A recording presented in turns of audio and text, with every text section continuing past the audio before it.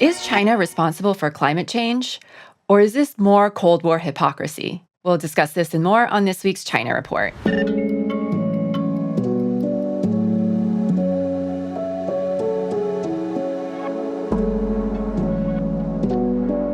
Welcome to the China Report, a new show produced in collaboration with Pivot to Peace.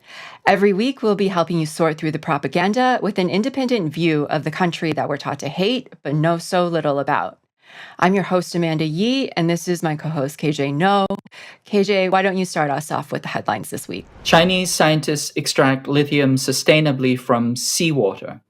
A team of Chinese scientists from Nanjing University's National Laboratory of Solid-State Microstructures have pioneered a groundbreaking method of extracting lithium from seawater. The new method involves using solar energy to passively extract lithium from brine through transpiration, similar to the way plant leaves draw water from the soil. The lithium is then extracted through a membrane and stored in a vascular storage layer. Lithium, which is necessary for high-performance batteries, is costly and polluting to mine or extract through conventional evaporation. This new solar-powered technology offers the promise of sustainable production through biomimicry. China just achieved another medical breakthrough. Chinese scientists have reported the world's first case of using cell transplants to treat type 1 diabetes. The 25-year-old patient, who had the chronic condition for over a decade, was able to naturally regulate her blood sugar some 2.5 months after undergoing the minimally invasive surgery, which lasted about half an hour. The treatment builds on a related milestone earlier this year. In April, scientists cured another patient's diabetes through transplanting stem cells into the liver, whereas the new method involved guiding extracted patient cells into becoming stem cells, which were then used to grow more specialized cells for transplant back into the patient. Medical experts hope that transplants like this might be less prone to rejection by the body. China has the highest number of diabetes cases globally, with over 140 million patients. Imagine what this treatment could mean for those in the US, where over 38 million people, or 11% of the population, suffer from diabetes. Chinese factory spins fabric from captured carbon dioxide.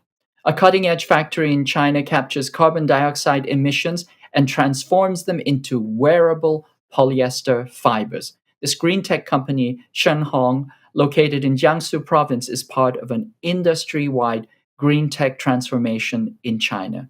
It is capable of recycling 150,000 tons of carbon dioxide annually, comparable to removing 30 to 35,000 cars from the roads. President Xi Jinping issued a rallying call to overcome challenges and reforms in technology, urging the country to, quote, make continuous progress in resolving development challenges while awarding state honors to leaders in space, science, and military on Sunday.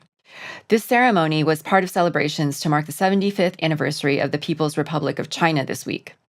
To counter U.S. tech containment in areas including semiconductors, quantum technologies, and artificial intelligence, Beijing has invested more resources to achieve self-reliance in high-tech and frontier sectors, and cultivating talent is at the center of this mission. The space sector is also seen as a priority, with plans to send its first crewed mission to the moon by the year 2030.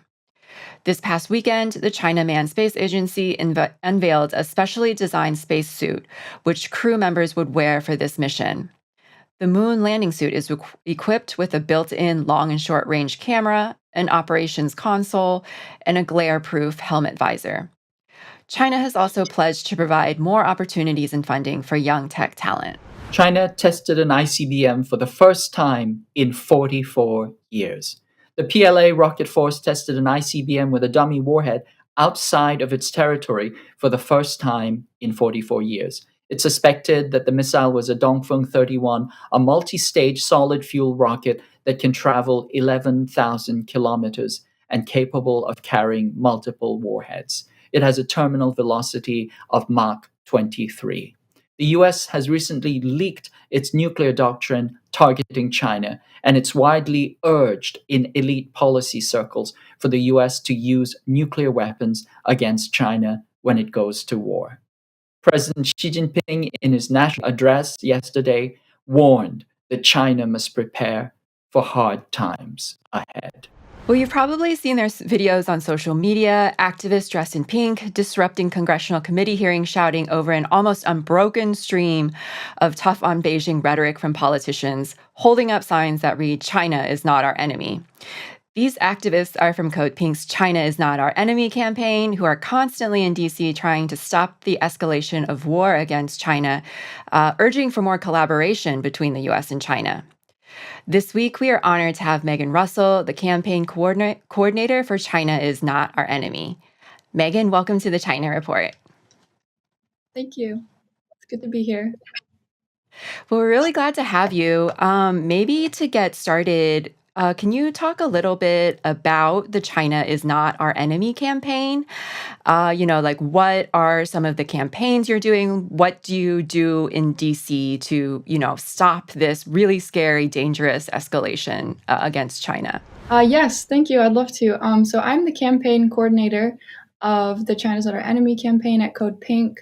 And the campaign itself was created in response to this sudden increase in the demonization of China that began around the Obama administration's pivot to Asia and continued to accelerate over the past decade with a sharp increase around the COVID-19 pandemic, which in turn led to a steep rise in Asian American hate crime around the country. And this demonization narrative itself is born not out of China being a true enemy, but of its rise in power, threatening the hegemonic status of the U.S. and shifting us towards a multipolar world order. China's been around for 5,000 years. Of course, only its recent success as a nation, its subsequent rise in power, the U.S. government setting us off down this path where all roads lead to war. So billions and billions of dollars are being spent militarizing the Asia Pacific, surrounding China with military bases and troops, using military economic against China. And a lot of discriminative legislation has been passed targeting China and Chinese Americans. Biden even recently shifted nuclear policy away from post-Cold War non-proliferation to revive the nuclear industry, and the Navy has plans to be ready for war by 2027. There's a lot going on. They're doing a lot. So the campaign, it seeks to do two main things. The first is to educate the public how their minds are being shaped for war, and we do this by teaching about China, by dismantling the lies being told by the media and our politicians, and informing on the billions and billions of tax dollars being needlessly spent preparing for war with China that nobody wants. And we also do this by teaching about China's culture and history, which spans 5,000 years, and dismantling the paranoia that follows everything that China does, because it's unwarranted, it's dangerous, it negatively affects the AAPI community living in the US and elsewhere abroad. And the second thing our campaign does is try to redirect all that energy into a push for peace, which is why we emphasize the need for friendship with China, for working together on climate justice, nuclear disarmament, poverty alleviation, all other extremely important issues today. So our goal is both to confront the narrative and to voice opposition to it, as well as attempt to bridge peaceful relations. And this is especially right now an uphill battle. Being anti-China has become essentially nonpartisan. And earlier this month, China ushered, or the Congress ushered in their China Week, passing all these bills targeting China, any connections to China by universities, companies, people. It's extremely discriminatory and dangerous, and we need to be talking about it. And that's why we're out at the hearings and we're doing what we can to raise awareness. We've seen this before. It's new McCarthyism and new Red Scare. And even though it's messy and it's scary, it's our responsibility to take that on. Megan, you say we've seen it before, and of course it harkens back to McCarthyism, but it also harkens back to the 2002 run-up to the Iraq War, when the U.S. public was being bombarded with lies, to enable war and to manufacture consent. Now, as you point out, it seems like all roads lead to war. We're being lied into a war with China, and it really is an uphill battle. I wanted to ask you, Megan, you're a highly qualified, highly educated young person with a lot of options, And usually young people with your particular background, languages, training, are very quickly recruited into government or corporations or high-powered NGOs. So this is really tough work. And I can't imagine that it's well remunerated. What made you choose to do this particular line of work? Well, I guess it's a combination of my background. I lived in China for a year. Um, I we had Chinese students that lived with me for a long time when I was younger that became like brothers to me, and I think that exposure to China um, allowed me to learn what like a lot of other people are don't really get the opportunity to learn. They don't get the opportunity to go and live in China for a year to really understand just how like wonderful it is to live there and how happy all the people are. And China's really unique history and culture, and the way that the Chinese government has taken all these people out of poverty, for example, and given them all these new opportunities. And I So think it's not a totalitarian dictatorship, as you're being told. it's not. No. Not your experience of it. Yeah, and I got to experience that firsthand, and um, having that interest in China, and the policy background. I guess it really only felt like there was one option for me because working for the government wasn't an option. I mean, I think that's really impressive because even a lot of university students who have an interest in China, they usually have an interest from a US foreign policy angle, or they want to I studied Arabic, for instance, right? And I studied a lot in the Middle East. I lived in Lebanon, Egypt, Jordan.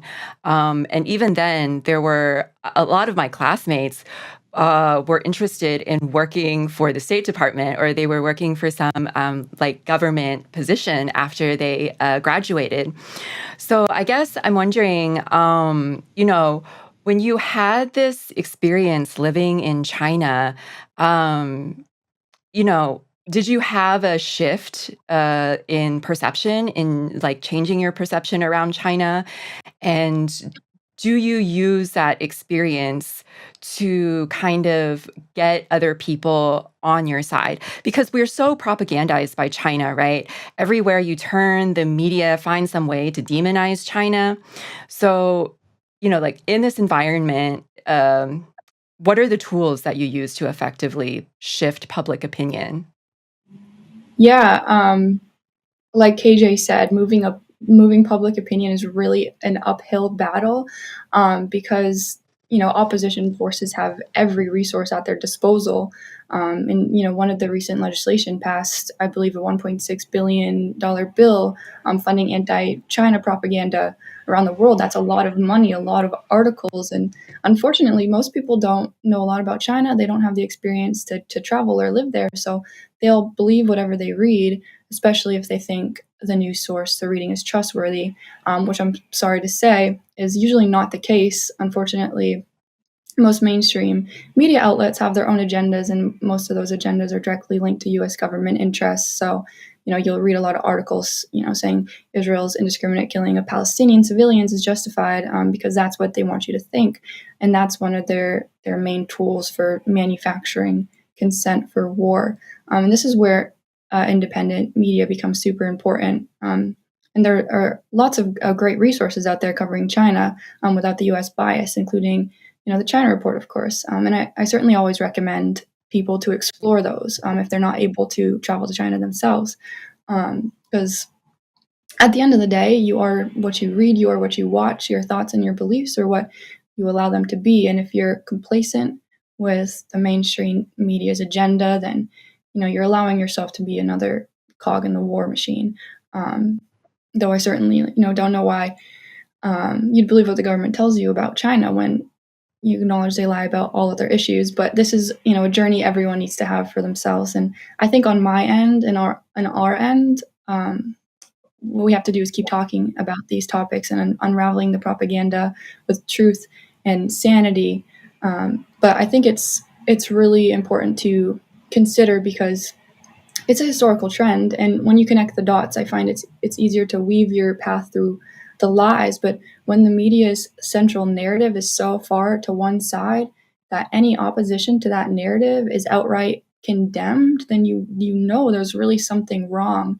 And in the case of China, anyone speaking favorably, even if it's super mild, is automatically accused of being an agent of the Communist Party of China.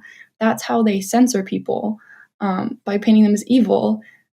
Super lazy, by trying to delegitimize their personal thoughts and opinions just because it's against state interests. And that's why we always need to be watching out for this, because that's where the real work lies. I absolutely agree with you.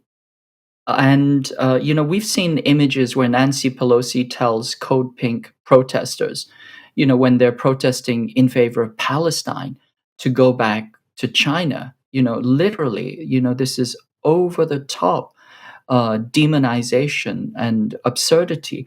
But I wanted to come back to, some of the lies that we're hearing in the media all the time. And one of the key lies among many is that, quote unquote, China is responsible for climate change. I think this is a very, very pernicious lie. Very recently, you wrote an article covering some of these issues.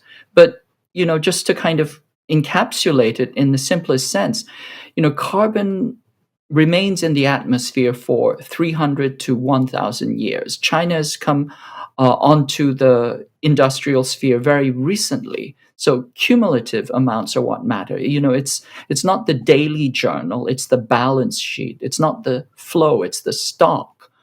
And so could you say a little bit more about, China's quote unquote responsibility for climate change?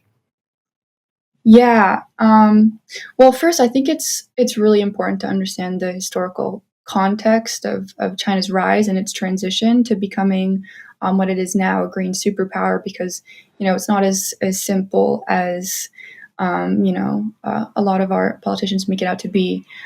When people think about China, they generally think of it as an entity in and of itself. Either that, or they directly refer to the government, but they very rarely think of it as a section of the planet where 1.4 billion individual human beings reside. That's about 1/5 of the world's population, equal to that of the entire African continent. That's every single country in Africa put together, and I believe China's population is still a bit higher. So that's a lot of people to be responsible for. And when the People's Republic of China was established, the top priority of the government was to improve the living conditions of the people, all the people, not just some. They wanted to completely eradicate extreme poverty. And for the government, that's not just a minimum income level. It also means access to food, clothes, healthcare, clean water, housing, free education.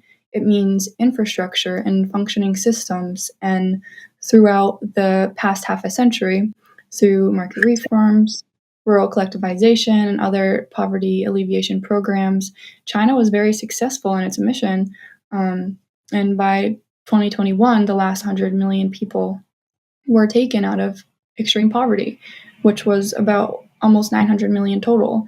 And this is really widely acknowledged by many UN officials as being the greatest anti poverty achievement in history. 1.4 billion people, each person with their own stories and dreams and struggles, given opportunities that they would not otherwise have had. But of course, with that economic growth and industrialization came a sudden increase in fossil fuels, greenhouse gas emissions. And after improving the lives of all those people, China had to take a step back and try to figure out how to tackle this problem while not negating any of the progress it made. And one of those solutions that it came up with was throwing itself headfirst into clean energy technology that would be available domestically and for the rest of the world.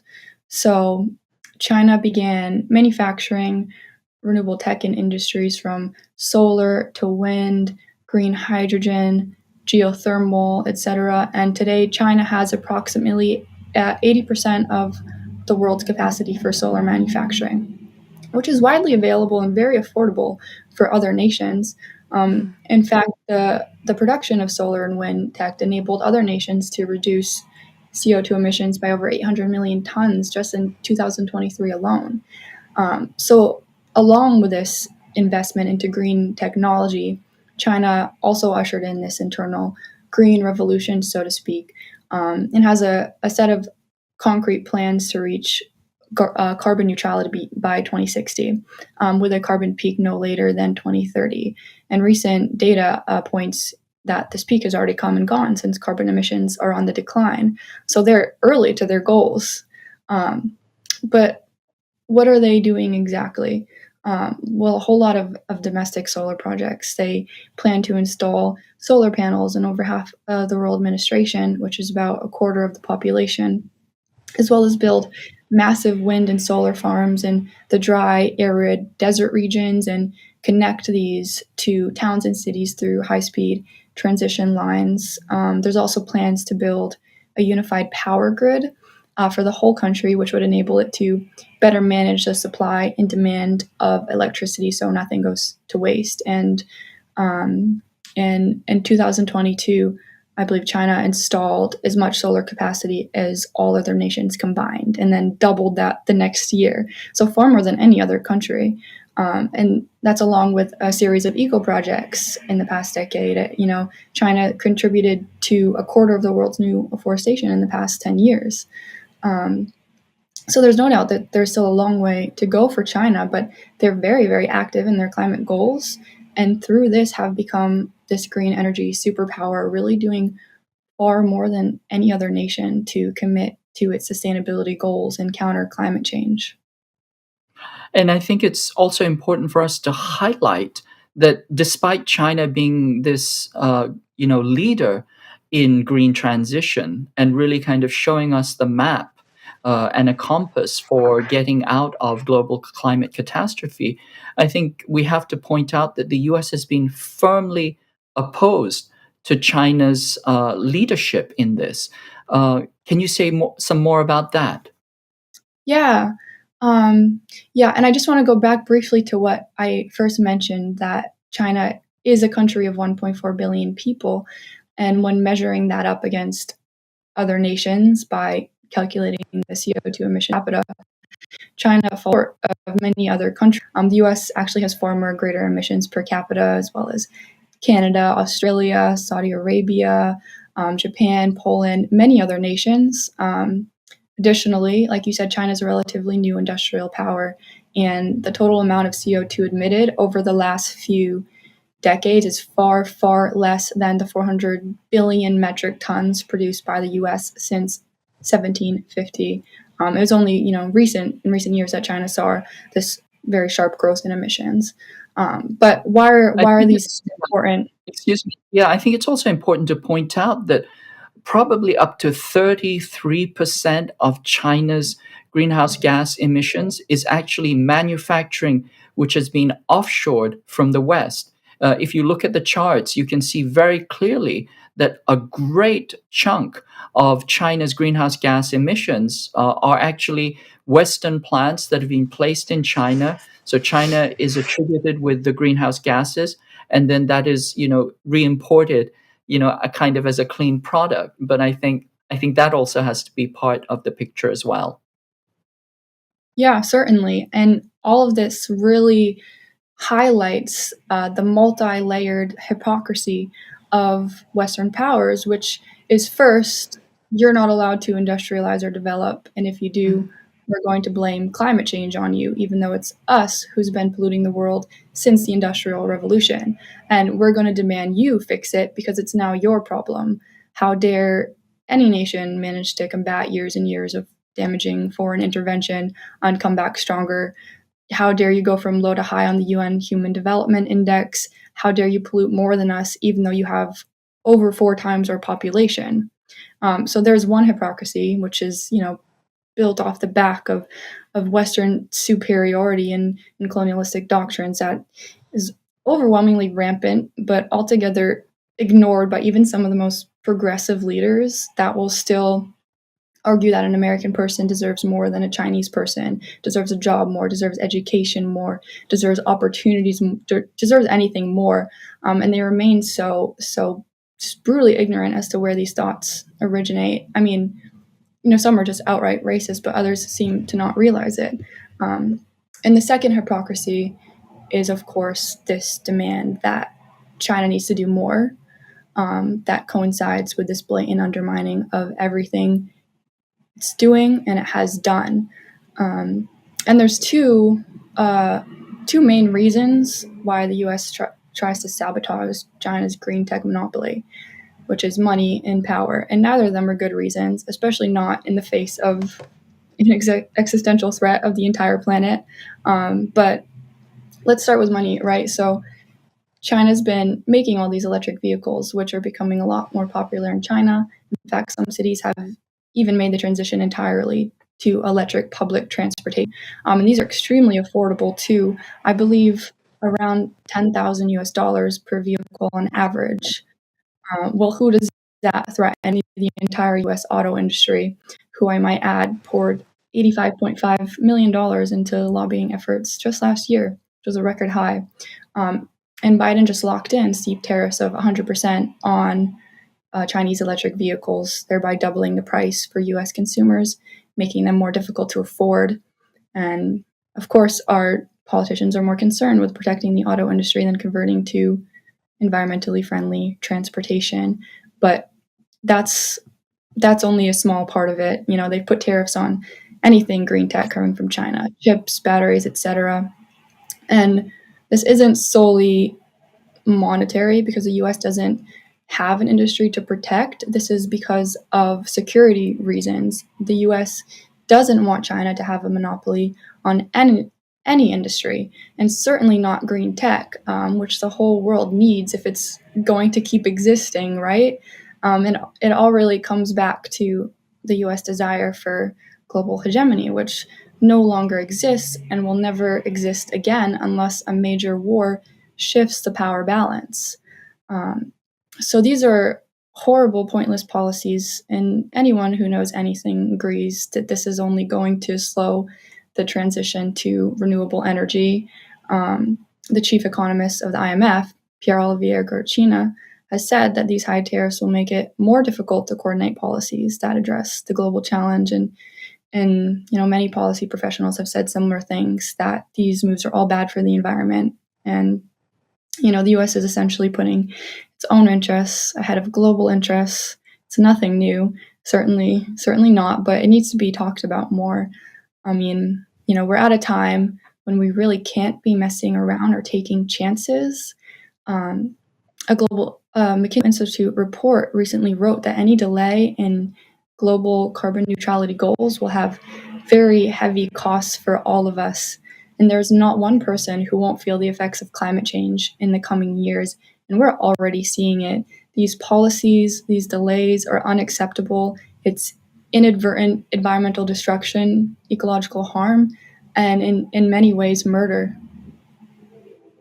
Yeah, we see that right now with the after effects of Hurricane Helene, with at least 100 people dead, 1,000 people missing, flooding like we have never seen in the history of those regions. And it really, I think you hit it on the head when you say that, the U.S. simply is putting its own interests ahead of the interests of the planet. But at the same time, those stakes are so high that there is no time for us to, delay. It seems like the U.S. would rather burn up the planet than give China its place in the sun. That it's really on the side of global warming rather than on the side of transitioning to a better world. If China is making that possible, so I think this is kind of a frightening and terrible situation. And currently, you know, China alone, what China is doing is expected to cool the planet by zero point 0.2 to zero point 0.3 degrees Celsius, which is already extraordinary. And if other countries, including the US and the industrial North, were to come along with that, we actually would have a real chance of overcoming this global climate catastrophe. But it seems like we're just not capable of doing that. Yeah, the only way that we're going to successfully combat climate change is if the US and China work together. There's really no way around that. Um, they're the two most powerful countries and the largest emitters, and if they don't manage to collaborate on climate change policy, I heavily doubt that we'll meet our carbon neutrality goals in the next few decades. And this is why it's so important to derail the war train and to push for cooperation and diplomacy between them. No matter what your thoughts are on China, there's just no way around that. And it's really critical that the U.S. reverse its all these unnecessary tariffs on green tech, reverse sanctions, stop the trade war tactics, set aside this like overbroad pan-securitism. We need internal change in the U.S. too, which means buying renewable tech from China, putting more money into the transition to create clean infrastructure rather than creating more nuclear submarines to surround China with. And all the billions of dollars going into our military, it would make such a huge difference if we used it for these purposes. As it stands, the U.S. military is actually the highest polluting institution in the entire world. If it was a country, it would be number 47 on the list. So that goes hand in hand with internal policy, and really, it's all connected to war and security.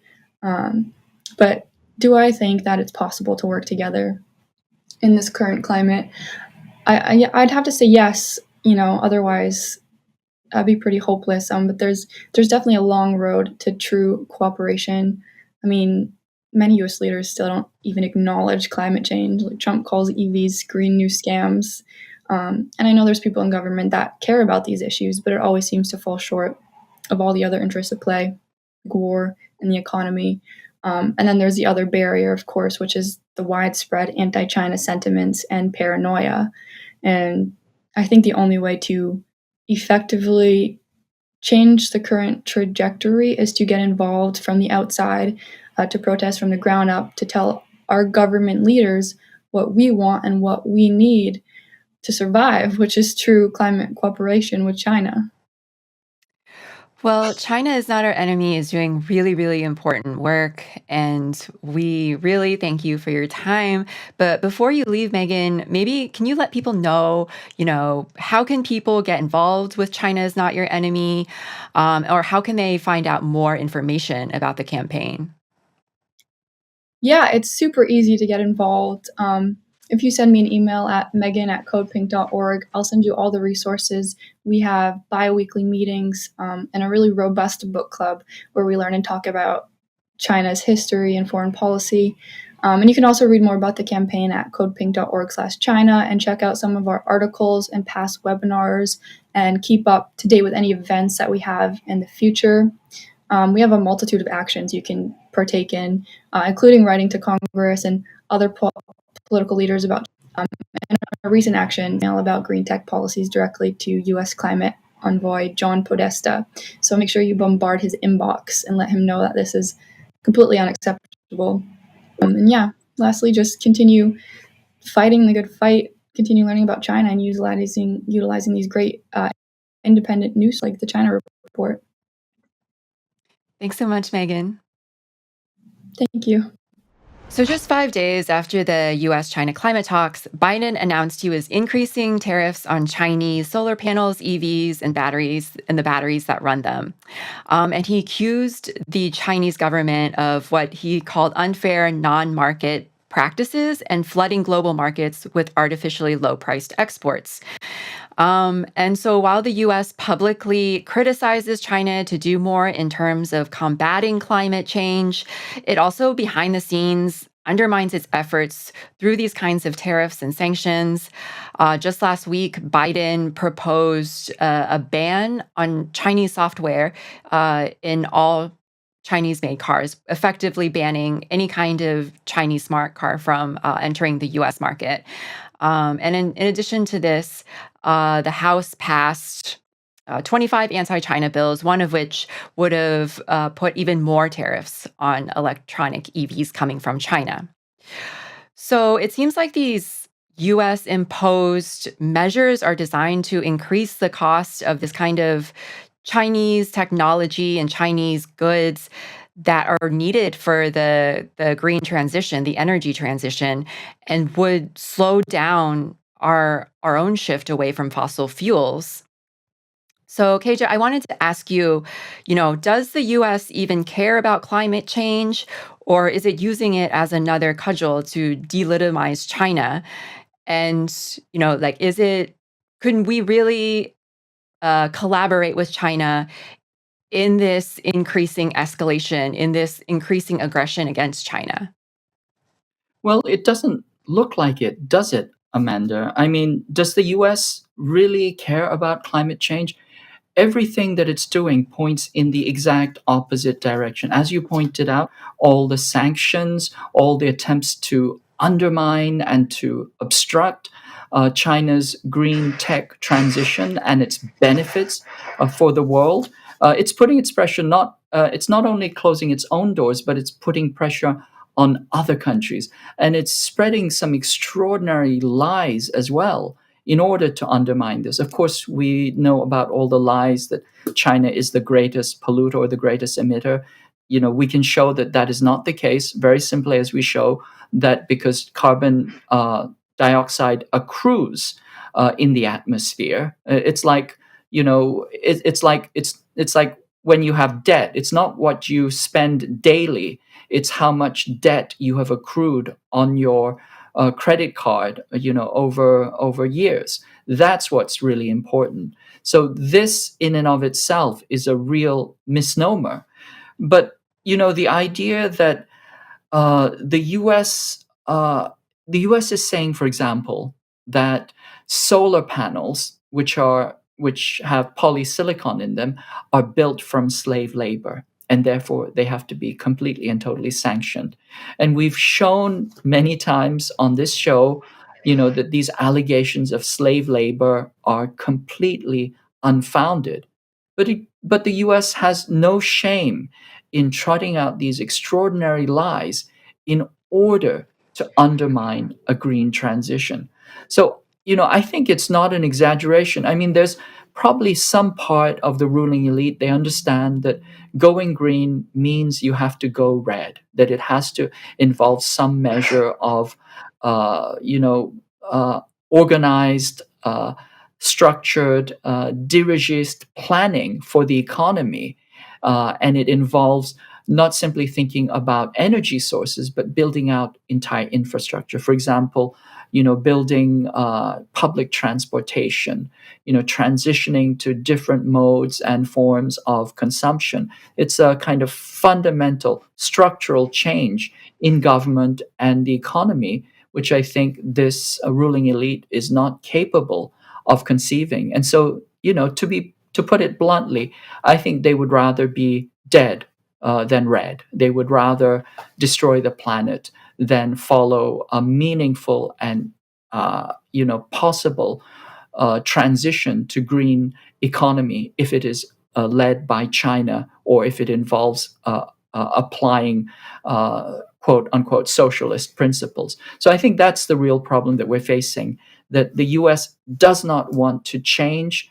It would rather stay the course and stay and try and keep its hegemony at any cost.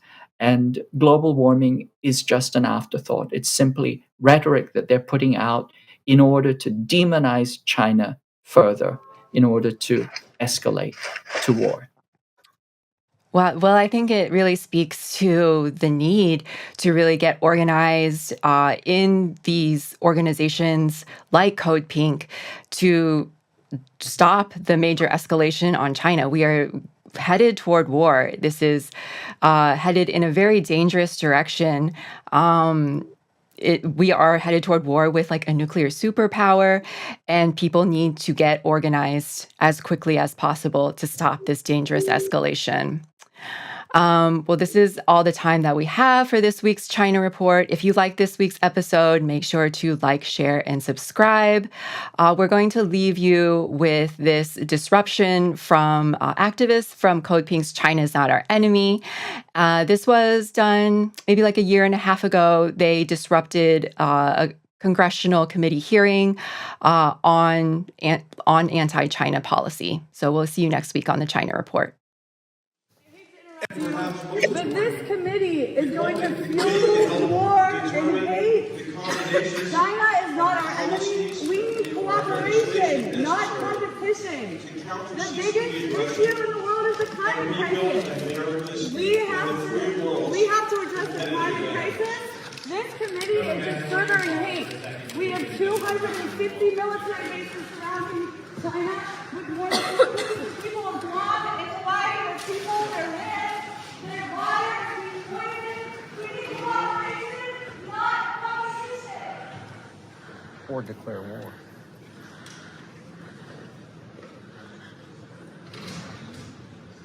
All right, gentlemen, that's what we make it to.